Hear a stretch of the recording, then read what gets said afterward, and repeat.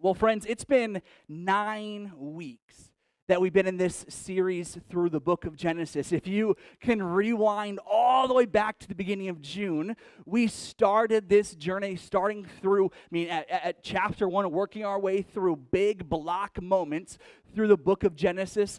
And oh my goodness, it has been, I just can't believe that we are already now at the end of this series.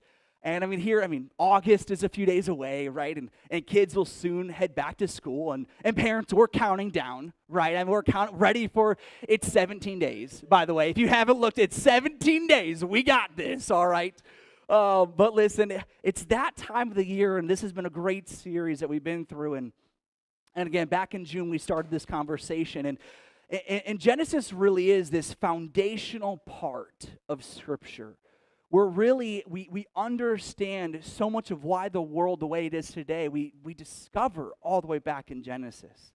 Again, to rewind us all the way to the beginning, and in week 1, we talked about how perfect the world was when God made it. That was that was 9 weeks ago, but it was a great message that day as we leaned into the reality of sometimes we talk through the creation account and we just kind of skip right to Adam and Eve in the fall, but we don't pause long enough to relish in the beauty of how great everything was when God made it.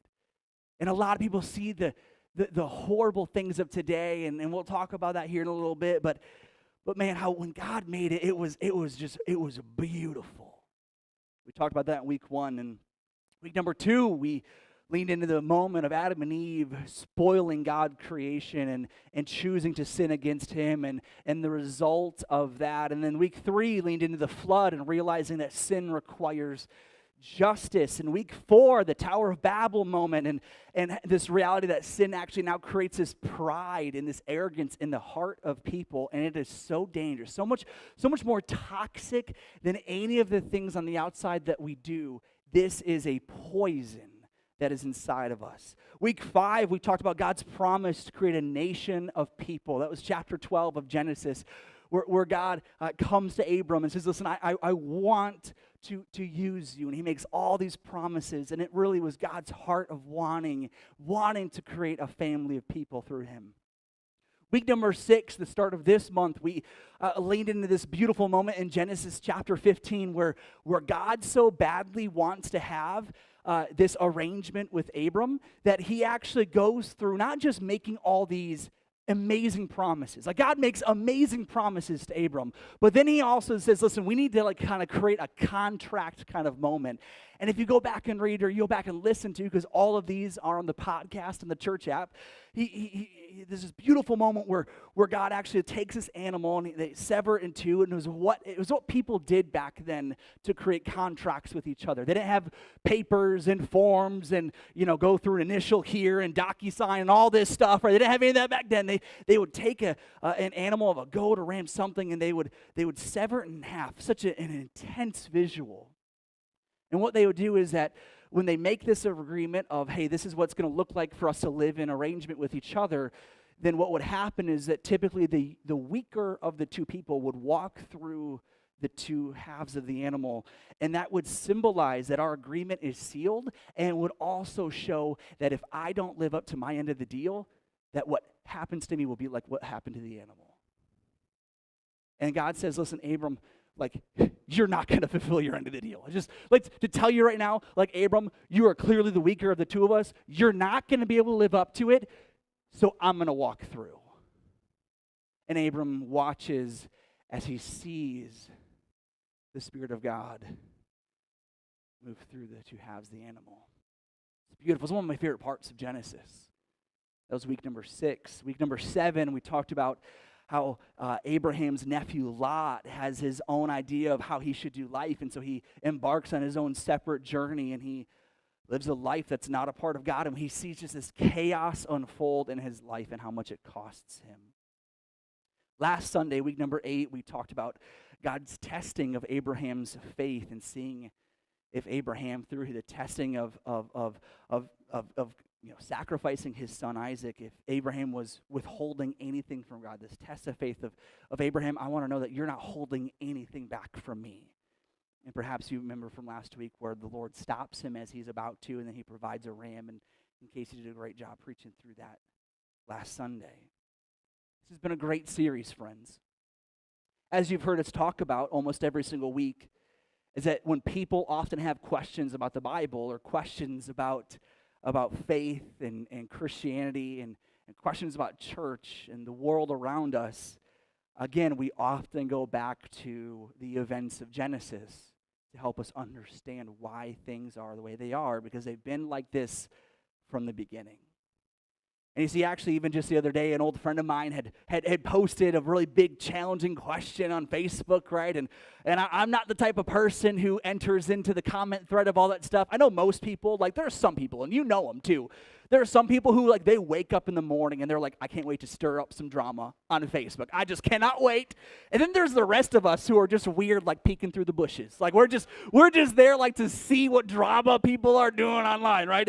And I'm never someone to enter into that, but I just, like, hey, I care about you. You're an old friend, and I'd love to get together for coffee if you want to talk more. But again, wrestling through some big things in life. And it's important to ask questions, especially when we ask them, have a very sincere heart of wanting to understand.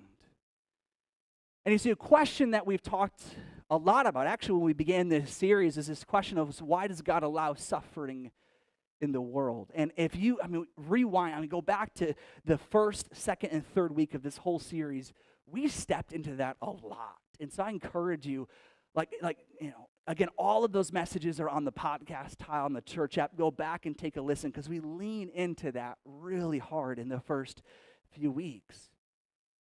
But you see, there's a part B to this question. We've heard this question, or some form of it in some way. Why does God allow bad things to happen to people, or stuff like that? We've asked them ourselves, or maybe our kids have asked them to us, and we just kind of tell them to hush, hush, because even with inside of us, we've been asking the same question, but I've been afraid to say it out loud. But you see, we ask these questions, and there's a part B to this that actually is one that perhaps we need to talk about. One that we've certainly wrestled with. One that you, at some point in your life, whether you're following Jesus or not, or you grew up in church or not, you have wrestled with this. Is that what happens to God's plan during our time of suffering? Even for people of faith, we go through times of immense hardship, and we can't help but feel like God was doing something before, but now that's like ruined. Now it's washed away. There was something happened, and now God was working. There was favor. There was something. It was just things were going great, but then all of a sudden now it feels like life's immense problems put a complete stop to the plan of God and the purpose of God in our life. And you see, what is so wonderful is that actually the second half of Genesis, from chapters 27 to chapter 50, don't worry, we're not going to read every single chapter this morning. We're going to kind of take a 30,000-foot view journey. But respond to this. And actually, I hope that you've caught this along the way, is that we've talked a lot about things that you've maybe heard in stories and parts of Genesis, and all of them are meant to reveal something so much deeper and very significant about the way of the world. They're all very literal, real moments. These are real historical people, real moments in time, a long time ago. But also through them, God reveals the reality of how He works and the reality of the world around us through all of these things. And something very real is revealed in the second half. You see, after the moment of God testing Abraham's faith in Genesis chapter 22, and Isaac, then he grows up. He one day gets married. Abraham also one day grows old. He passes away. And then Isaac and his wife Rebekah, they have two sons. Perhaps you know their names, Esau and Jacob. And then as they grow up too, there's so much tension and quarreling and fighting, even through their young days of growing. But then one day they split as Jacob runs away from home. He abandons his family. And then he goes off for many, many years. He gets married, has kids, all that stuff, and then eventually God brings him back to be reunited with his brother and the rest of the family tree. Well, more time goes by, and now they continue to have kids, and the family continues to grow. And what happens is that Jacob has a son named Joseph. He's one of the youngest little ones. But you see, there's a problem in this family tree, a problem that actually started with Abraham and has been passed on generationally. There's this generational sin of favoritism that has been passed on as Abram favored Isaac over Ishmael, and Sarah does the same in creating that hardship in their family. Isaac and his wife Rebekah do the same thing with Esau and Jacob. And now Jacob, too, with all of his sons, does the same thing and favors one of his youngest son, Joseph, over the rest. And his brothers, already all of his older brothers, saw their younger brother as one who could do no wrong, and he was clearly dad's favorite, and they envied him and they hated him for so long, just waiting for the day to get what's theirs and maybe take a little bit of revenge. Well, when Joseph was 17, he had a dream that God would one day use him to lead his family and to lead others. And Joseph, out of all of his siblings, he is one who has a heart very close to God. And you see, it's not his fault with the sin of his father and the sin of his parents, but he has a heart that's close to God. And also, too, his dad would celebrate that, and that would, too, make the rest of his siblings angry at him. But you see, he shares in a very humble, genuine way. He shares these dreams that he's having, not to boast, not to be arrogant or prideful. He shares what's going on at the dinner table with his family, and everyone's sitting around, and they're so angry that this kid would share these dreams. And now he's always been dad's favorite. We always hate him, and now all of a sudden he's God's favorite too. Like, ah. We see his brothers get so angry that they lure him out into the wilderness, and then they ambush him. After beating him to a pulp, they decide not to kill him, but instead they sell him as a slave at just 17 years old. Joseph is taken from there. He's sold again to a man named Potiphar and his wife, and there he works as a slave in this household for several years. He then is attacked again, and it's his word against others. And what happens again is that he is then thrown down into the dumps again. As now he's not sold as a slave to another home, but he is then thrown in prison. And you see, over the course of 13 years, almost half of his life, Joseph would go through an unimaginable amount of suffering, none of which he brought onto himself. It's very important we see that. Never once does Scripture talk about him being boastful or arrogant, or at some point in his time of suffering, him having a change of heart. There are other people that do that, but not him. And all of it, all of the suffering he endures, all comes after these dreams that God has given him, where God would use him for great things.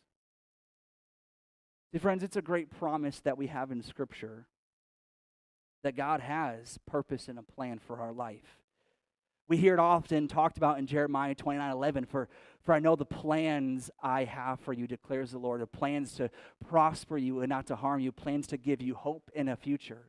On one specific hand, this is God's promise to a very specific group of people at a very specific time of the world. But on the other hand, this is still a true reality. As other parts of Scripture, God is still giving this same promise of purpose and a plan to all of those who follow him. John 10:10, as Jesus is talking, he says, I have a purpose. I have a plan to help you have a fulfilling life, he says. In Matthew chapter 11, Jesus again is teaching to his followers. He says, listen, come to me, those of you who are tired and exhausted, need rest, and I will help you find it. And Jesus says, I will put my yoke on you. And a yoke was this large wooden brace that would be put on two large cattle to help a farmer guide them cohesively. And Jesus says, let me put my yoke on you so that I could lead you from here on out. Jesus is clear when he says that I have a plan and a way of wanting to use you and lead you through life. In Ephesians chapter 2, as Paul's writing to the church of Ephesus, he says that we are God's handiwork. You are God's handiwork, made for a purpose, made for good works that God has planned long ago. And we hear these things. These are great promises that we have in life. We hear them as kids. Our parents tell them to us when we're growing up, or we hear them in seasons of life, and they enrich our heart, and we shout for joy of like, yes, absolutely. But then life hits us in the face, and we're lost. We say, God, I thought it was your plan to use me as an athlete to glorify you, but then I got injured. God, why would you take that away from me? God, I thought you wanted my purpose, and I thought you wanted to use me to become a mother, but why can't I have children? God, I thought it was your plan for me to reach my friends and to help them find Jesus, but they've all deserted me, and I am alone. God, I thought this person that I was dating was the person you wanted me to marry. I thought that was your plan for us, but why did we break up? God, I thought it was your plan for us that you would use my spouse and I to live for you, but now we're getting divorced. Like, God, what is happening? God, I thought it was your plan to use me to serve you in all of my ways, but then I got diagnosed, and now I'm weak and unable to serve you the way that I wanted to since I was a kid. God, what is happening? God, I thought it was your plan for me and my spouse to have kids and raise a family that would live for you. Why did my child go to be with you in heaven so soon? Or why did my child grow up and then walk away from you? God, I thought it was your plan for me to have a certain job and to use my skills in a certain way to glorify you. But why didn't I get it, or why did I lose it? God, I thought it was your plan for me to use the person that I've been pouring myself into, to use them for more, but then they turn away from you? Like, God, I thought it was your plan. And we're so sure on where we thought God was heading, where we thought God was leading us, and then everything changes overnight, it seems, and we don't get it. We ask God, what did we do wrong? We struggle to figure out how we can fix everything, and then we realize how powerless we are in so many of the things that we have no control over. And we're confused. We thought we knew what God was doing. And then something happens that seems to be in an exact opposite direction than what He had in store for us. And friends, what I'm hoping that we're beginning to see in Joseph's life is that God's plan and purpose for us is not tied to a talent or to a title, but to Him. Life for us changes a lot. Things that we desperately hope for don't come. What stands Joseph apart from nearly every person in the Bible is that we never see him fall. Even though God had given him a great promise of using him, and then for the next 13 years, everything slowly gets worse and worse and worse and worse and worse with no end in sight. Understand, we're on this side of history, so we have the benefit of knowing when finally Joseph's life changes. We know that, okay, 13 years, okay, if I were to enter into something hard for, at least I knew when the end would be. He had no idea. He had no idea. As do we have no idea the hardship or the season of suffering we're in will last. But you see, despite all of it, and in spite of it all being personal attacks against him, my goodness, it seems like when there are personal attacks against us from friends or family, they hurt all the more. These are personal attacks against him, and despite all of it, his heart never drifts. Even after some time in prison, Joseph is joined by two men who later have dreams, and then he talks about. He actually immediately points to God and talks about how God can answer those questions for them. And then he goes and he does what the gift that he had been given by God to answer and interpret their dreams. And he does it with zero selfish ambition tied to it. He's not concerned with lifting himself up out of there or to change any of it. He is simply looking to honor God where he is. And we have this idea that if somehow if our talents or title changed, then our purpose and our way of adding value to the world would just get better. We think that if our circumstances got better, that somehow then we could finally live in our purpose. But we'd be so wrong. We look at our life and we say, God, only if I hadn't been abused, or God, only if the accident hadn't happened, or God, only if that had not happened, or if I didn't lose this person in my life, God, only if. But we forget this beautiful reality where the plan and the purpose that God has for us is not tied to any of those things, but to Him. All of who we are should be found in Him. And friends, what is also profound in Joseph's life that we need to begin to understand and see is that suffering alters the context of God's purpose for us, but not the plan for who we would become in Christ. Joseph belonged fully to God at his lowest and at his highest. And God's plan has always been for us, for you and me, His plan has always been more about forming what's inside of us than forming what we have to offer to the world. I heard the story of a Christian music artist who was asked, when did you know it was God's plan for you to become a music artist? And his answer was, I don't. All I know is that this is how I can live for God right now. If I lost my voice or broke my arm and couldn't do any of that, it would change how I live out my purpose to honor God with my life. And it would not change His plan to bring glory to Himself through me. God has always cared so much more about who we are on the inside than what we have to offer around us. And even after being forgotten in prison, Joseph, there comes a time where Pharaoh comes to him. And he comes and he says, I've had a dream too, and looking for Joseph's help in interpreting it. And so God uses him to do that. And again, as Joseph answers it, he never inserts himself as the solution to the problem. He reveals right away of what God is trying to get to Pharaoh's mind. And in a matter of a few moments, Joseph then is lifted up out of his years of suffering and brought into a great role of opportunity. But it still didn't change him. It didn't change his purpose of living for God. Friends, understand when we are in these eras and these seasons of suffering, even if they feel like they last for so long, understand that there are only things that God can teach us when we are in those times that we can't learn in other moments of life.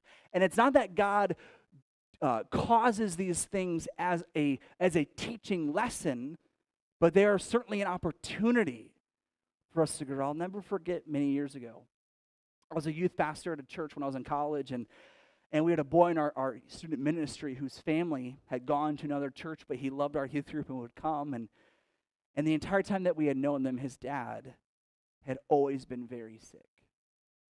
The entire time that we had known this boy and his family, his dad was always very sick, and we often would circle together in youth group, and we'd pray over his dad. We'd pray for God to heal him over and over and over again. And then I'll never forget the day when I found out that his dad had passed. This boy would have been around 8th, 9th grade. And he dreamed. He begged God to please heal his dad. And it crushed him when he passed. I'll never forget the funeral at the church that the family was a part of. The pastor was speaking, and he took a moment in this room full of people, and he directly looks at this boy, and he says, son, stuff like this can make you really bitter about life. It can make you hate God, and it can make you hate people and yourself and everything. But don't let it make you bitter. let God make you better through this. Sometimes we don't mean to become angry and cynical. We remember the day when we were the hopeful one, but now we're the one who just thinks that everything has a dark cloud over it. But friends, understand that God wants to soften our hearts. Friends, I hope we understand that our suffering certainly changes the context of the way that God uses us in our life. But it does not change his plan to form who we are on the inside. Well, years go by, and Joseph continues to lead in his new role as second in command over all of Egypt. A part of the dream and a part of what he shared with Pharaoh was that one day a drought would come, actually 7 years a drought would come, and it would be beyond anything they'd ever experienced. And so out of that moment and out of Pharaoh seeing the wisdom of Joseph, he says, you can take charge. And so Pharaoh has him appointed to this position, and then Joseph leads, and they prepare for 7 years of this, preparing for the drought to come. Well, in that time, when it does come, immense hardship falls on all of the land, and people begin flocking to Egypt for help. And then one day, Joseph sees his brothers come. You see, he has this moment of approaching them, but he doesn't reveal who he is, and they certainly cannot tell who he is. He sees them, and he begins to talk to them, and there's even some moments of him testing them and to try to understand if they're remorseful for what happened, and he just learns about their family, and he just gets an understanding of what has been happening in them for the last several years, last many years. Well, there comes a moment where they're finally, Joseph reveals himself to them, and they are reunited, and they apologize in this beautiful, again, reconciling moment. Joseph forgives them, and they come together, and then years go by, and even though Joseph's brothers genuinely apologized for what they had done, they were still very afraid of him. Still very afraid, knowing in the back of their mind that, any minute now he could just feel the anger from those days of us hurting him and get revenge on us. And now he's the guy with all the power to do so. Well, their father passes away, and again, they're all the more afraid of their brother. And Joseph comes to them and says, why are you afraid? He says this in Genesis chapter 50, verse 19. He says, but Joseph replied, don't be afraid of me. Am I God that I can punish you? You intended to harm me, but God intended it all for good. Could you imagine hearing that? It is this very statement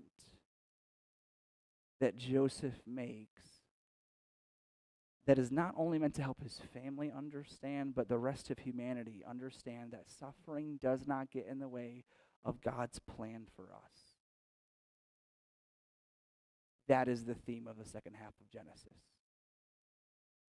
Because suffering continues to happen through Abraham and his son Isaac, and then Isaac and his family, and he sees his sons hate each other and rip each other apart, and he sees, and then there's the suffering of what's happening in Joseph's life and the rest of the family, and even actually other sons of Jacob's. Some of them do horrible things.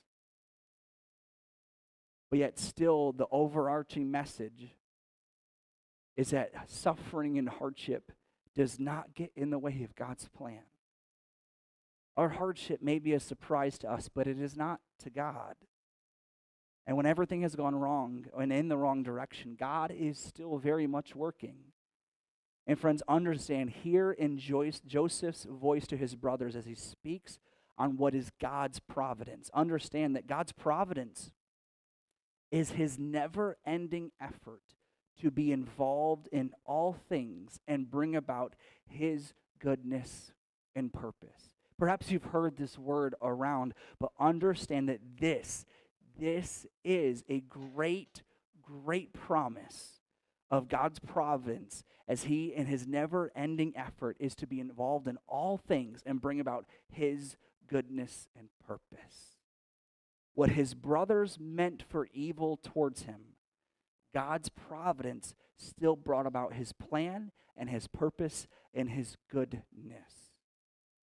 Friends, what we can see is that suffering isn't from God as part of his plan, but his providence does plan for it. While suffering doesn't come from God's hand, it does not escape his providential care to be still in all things. He knew from the exact moment the world was made, every bit of suffering that would go on in the world, and he still, through his immense wisdom and knowledge and power, and even though his limited ability to still change a very broken world. We talked about that in the first 3 weeks of this series. The reality is that the world is so, running away from God. But yet still, as we're running in the opposite direction, God is trying and working in all things, trying to still bend horrible circumstances to bring about his goodness and blessing and favor in the world. God is working in the shadows to bring about his story of redemption. Friends, many years ago, there was this young woman who was attacked and abused. Out of that, she became pregnant, and she did not want to keep the child. She tried to find ways to have the child aborted, but she couldn't find anything, and so she felt she was in this place of being stuck with this kid. When the child was born, she had considered the idea of putting him up for adoption or passing him on to another family, but she still changed her mind and decided to keep him. But as this little boy grew, he grew up in a very hard life. He was an only child, and his mom would still be in and out of the house, a part of some very dark scenes of the world, and he'd be at home alone. He never knew his dad. He still grew up in immense hardship. But then one day when this little boy was young, there was a knock at the door. This little boy was the only one home, and he goes and he answers the door. He opens it up, and there stood a young lady who was smiling and invited him to church. Church? What's church? He said. Well, she'd tell him that's his place where he'd make friends and feel safe. And plus, there's free pizza there. And so this little boy couldn't wait to go. And the lady said that, hey, there'll be a bus that comes through the neighborhood on Sunday morning. When you see it, this is what it looks like. Just go and jump on. Okay. Well, this little boy would start going. He would go and one day give his heart to Jesus, and he'd grow. And every time the church was open, that little boy was there. He wanted to be there. It was safe. It was warm. It was so much of what home wasn't. And that little boy would grow up, and one day he'd feel called to become a pastor, and that God would mold him and grow him. And one day that boy would go on to now today be in his 40s. A good friend of mine, actually, who has now planted a church, and he's been a pastor for decades, and he's helped so many people go on who are struggling in abuse situations and addiction recovery and marriages in crisis and people who are struggling. He'd go on to help so many people through the course of his life. And he's still only halfway there. See, and it's stories like this where we see how things can be born out of horrible suffering. But God has the immense power to turn it to good.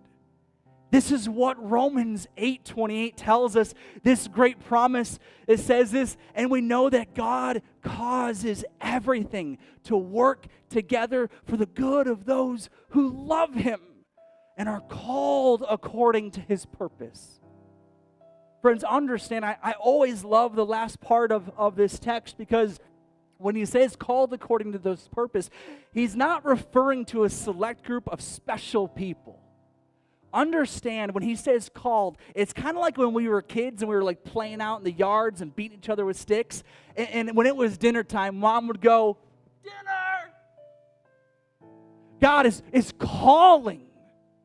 for those who would come and embrace his plan and purpose for their life. And he would say, I'm going to try my best to bring goodness and beauty out of this dark, dark suffering you're in. But only those who love him, only those who hear the call of come home, get to know it. And friends, there's stories like this, like my friend who comes out of great suffering. There's my story of coming out of suffering and finding Jesus, and there's so many more like it. Because that is what God does, church. This is his providential promise. And friends, I don't know where you are with God. I don't know what you're fighting with him about. I don't know what you're angry over.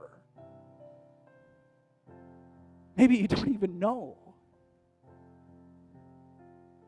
But friends, you can't DIY this journey of life on your own and hope that it becomes something wonderful. Understand, God says, I've made you, and I know you. I know all the hairs on your head and on your face or none on your face. I know you, he says.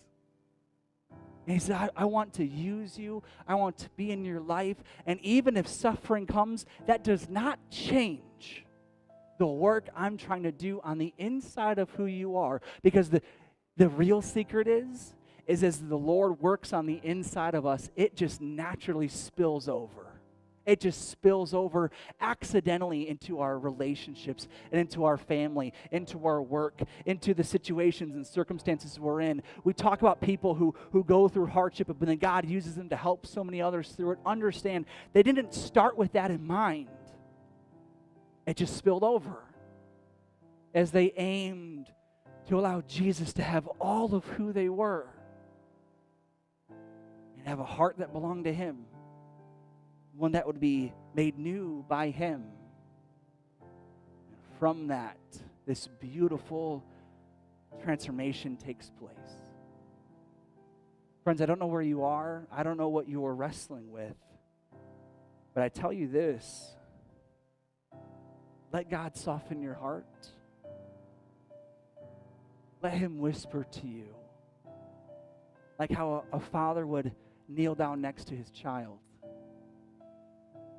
Let him talk to you with the sweet love that he has. Allow him to hear out loud the questions you have and the frustrations you have. But then listen to his voice. And then trust in him. Lean into him. And lead him. Follow him where he leads you. Friends, I encourage you, look to Jesus. Why don't we close our eyes together and pray?